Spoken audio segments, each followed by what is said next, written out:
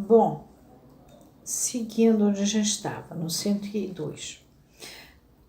Pois, para não mais nos ocuparmos como se gabam alguns, senão desses ruídos, que ruídos? O que está no parágrafo 101. Sem dúvida, temos que dar ouvidos ao não dito que jaz nos furos do discurso, mas isso não é para ser ouvido como pancadas desferidas atrás do muro. Então, pois, deve-se convir que não estamos situados nas condições mais propícias para lhes decifrar o sentido. O sentido de quê? Desses ruídos, desses não ditos. Como, sem a audácia de compreendê-lo, traduzir aquilo que em si não é linguagem? Porque é não dito, é ruído. A gente está lá em atenção flutuante, como é que vai sair interpretando?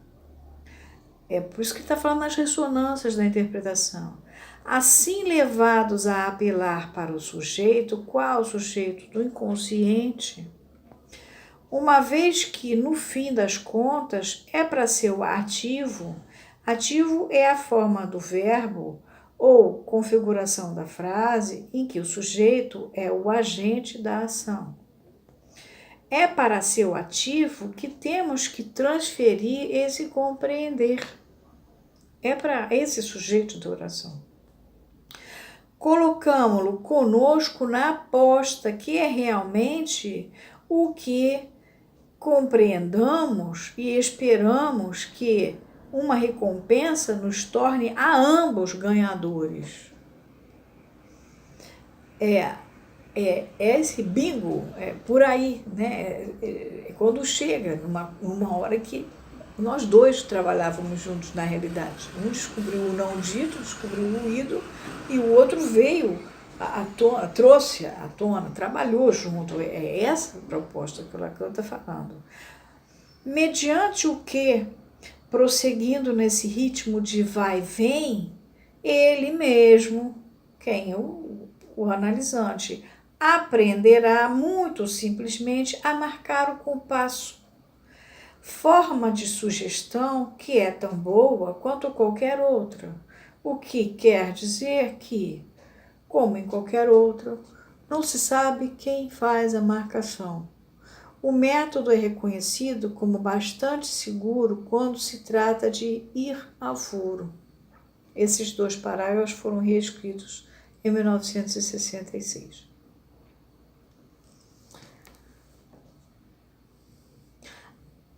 A meio caminho desse extremo de ir ao furo, coloca-se a pergunta: continua a psicanálise a ser uma relação dialética em que o não agir do analista guia o discurso do sujeito para a realização de sua verdade? Ou será que se reduz a uma relação fantasística em que 2 abismos se roçam sem se tocar até o esgotamento da gama das regressões imaginárias, até uma espécie de bundling levado a seus limites supremos em matéria de prova psicológica?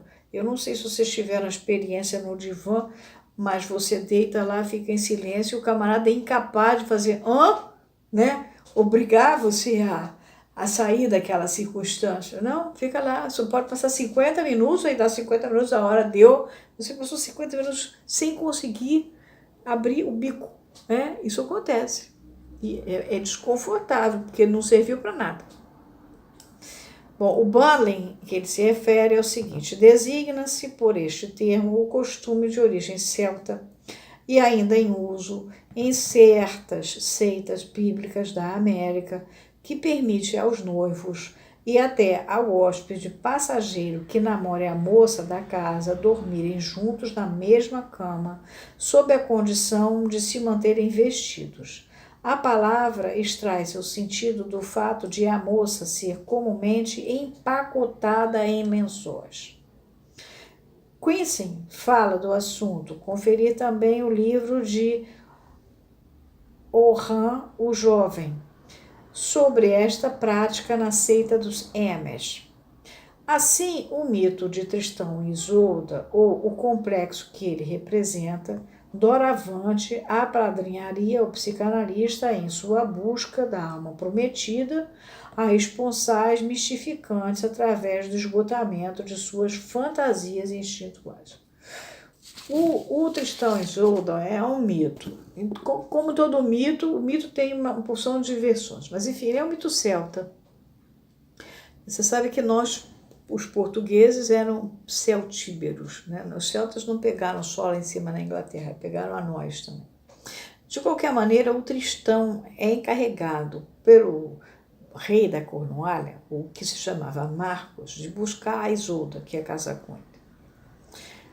Eu não sei se é propriamente o Marcos que incumbe, mas enfim, ele é incumbido de buscar a mulher que vai casar com o Marcos da Cornualha. E o Tristão e a Isolda, por azar, bebem uma poção mágica que era para a Isolda beber quando encontrasse o Marcos, para que ela e o Marcos se apaixonassem. E aí eles bebem a poção mágica, ficam apaixonados, ela se casa com o Marcos, mas eles vivem um romance que viola as regras morais da época. Aí um dia o Tristão arranja uma mulher para o Tristão chamada Isolda das Mãos Brancas. E um dia o Tristão fica doente, muito doente, e aí pede para chamar a Isolda, aquela casada com Marcos. E aí a Isolda das Mãos Brancas engana ele e fala que a Isolda não vai vir. Então ele morre. Aí quando a Isolda chega, enquanto ele é morto, morre de tristeza. Esse é um dos mitos. De qualquer maneira, é essa posição do analista de ficar achando que tudo é com ele. Já falei desse analista para vocês, aquele analista que acha que tudo na transferência é com ele que o paciente está falando, não é com outra pessoa. Continua Lacan, de fato, a ilusão que nos impele a buscar a realidade do sujeito para além do muro da linguagem é a mesma pela qual o sujeito crê que sua verdade já está dada em nós, que a conhecemos de antemão. E é igualmente por isso que ele fica boquiaberto ante nossa intervenção objetivante. Mas isso não significa que a gente tem que falar que nem o Freud falou lá em 1901, não basta um o quê? Não entendi muito bem, e por aí vai.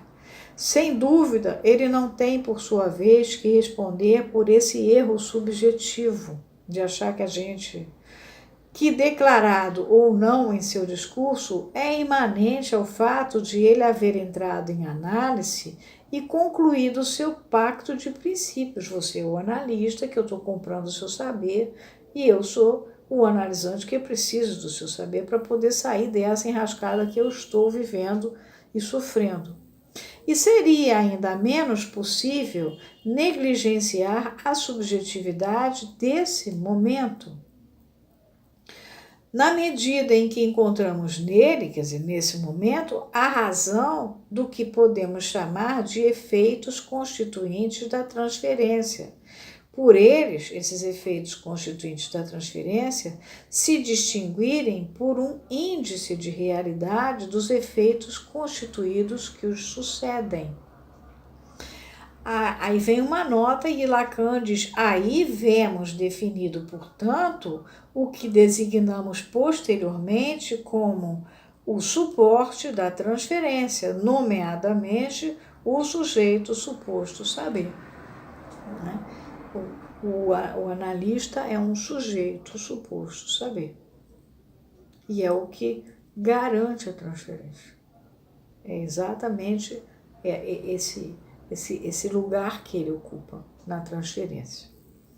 Vamos parar por aqui, 102, 103, 104, 103, 104, 105. A gente vai para o 106 agora.